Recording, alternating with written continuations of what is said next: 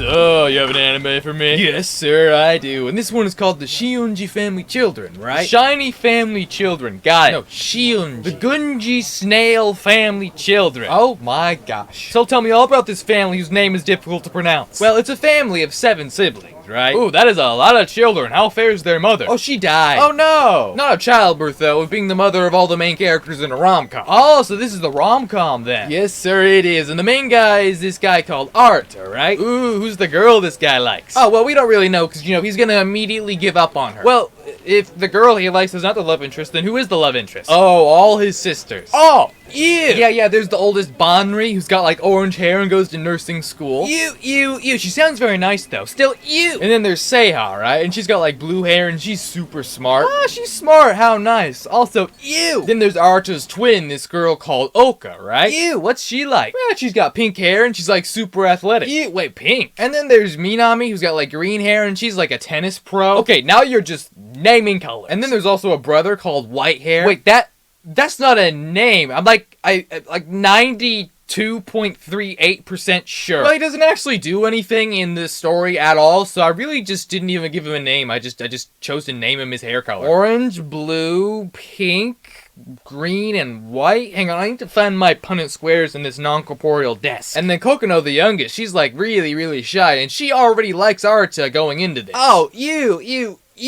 Also, according to George Mendel, that is not at all how genetics works. There's this very nice little square that tells you everything you need to know. Oh, it's not? No, it's not. So you really need to fix that. Oh.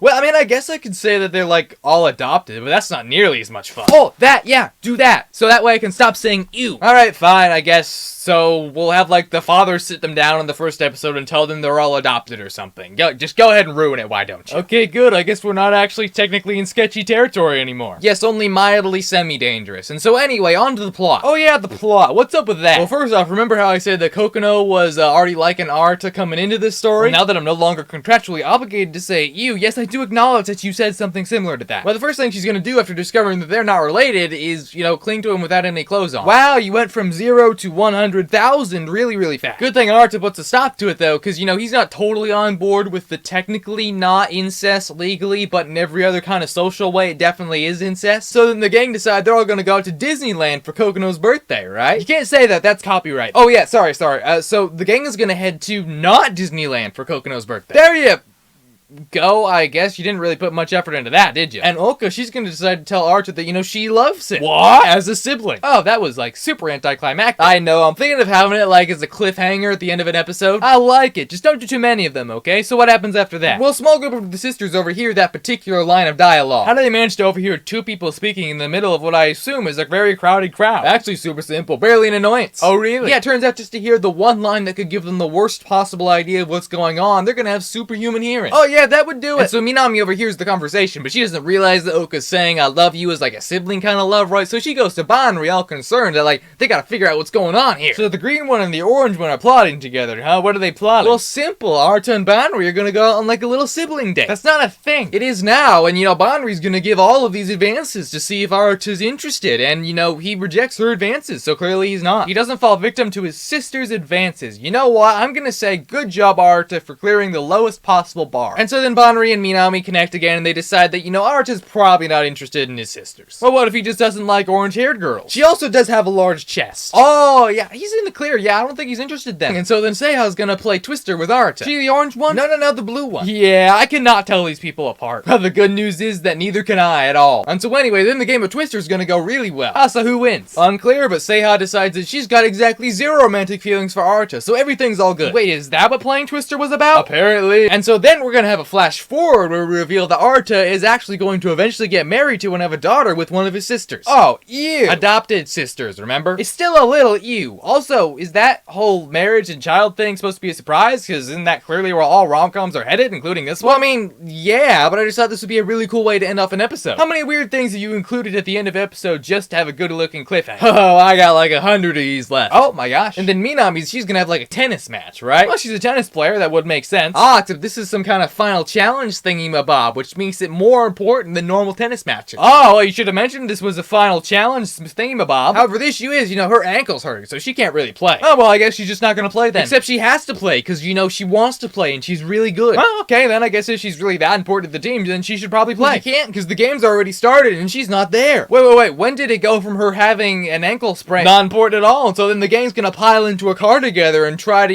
get Minami to the match in time for her to win it. Ah, do they do that? Oh, they do. She doesn't win it, though. Oh, she does. No, because I figured it'd be a good idea to have at least one character face some level of diversity in this show. But don't you think that's at least a little contrived, considering she had the ankle injury a few days before the competition, decided she was not going to play in the competition, and then the day of the competition, she decided she was going to play in the competition she previously decided she was not going to play in?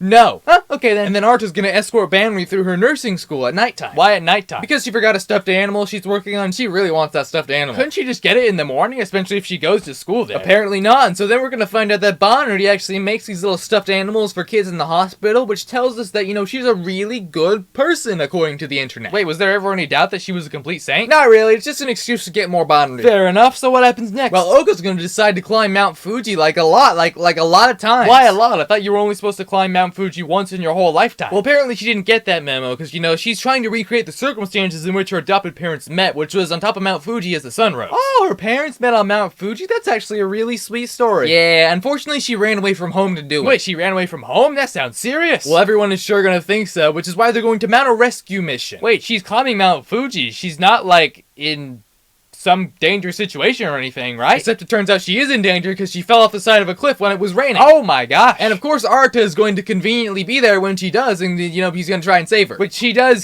do, right? He does get her out of there safely. Of course, with great ease actually. Makes you wonder, how dangerous was that situation really if this guy can just waltz in and out. Oh, okay, good. All's well that ends well, I suppose. My thoughts exactly, which is why we're going to have, Oka kiss Arata goodnight when she thinks he's sleeping in, a real non-sibling kind of way. Whoa, does that mean that Pink Hair's in love with Arata now? It sure seems that way. Well, she was the one who said, I love you platonically as a sibling early in the show, right? So why couldn't you have just had, a scene there that established the fact that, she actually kind of chickened out of saying, she actually really does love her brother romantically instead? Oh, I didn't think of that.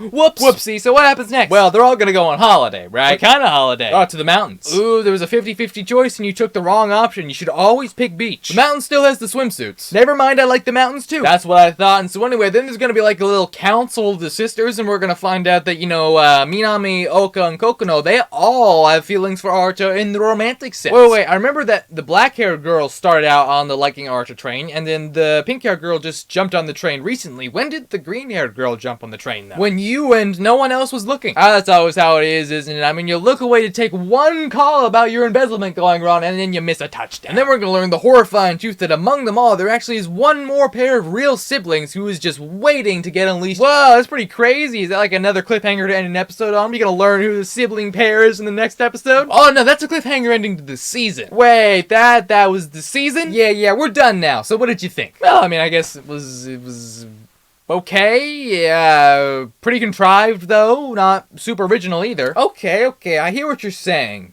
We need to make a collab with someone else to make ourselves look more appealing. That is not what I was saying at all. Although, actually, now that I think about it, that would be a hit. Exactly. So who should we do a collab with? Well, we need something that's, in same genre category, similar overlap in audiences, and something that's able to take itself seriously despite being so incredibly stupid. Oh, I've got it. Hey guys, Anime Pitch Meeting here. Hope you enjoyed that video. And if you did, then I suggest you click over here for something similar, and yet it's not the same thing exactly. Anyway, have a good rest of your day, and we'll see you in the next one.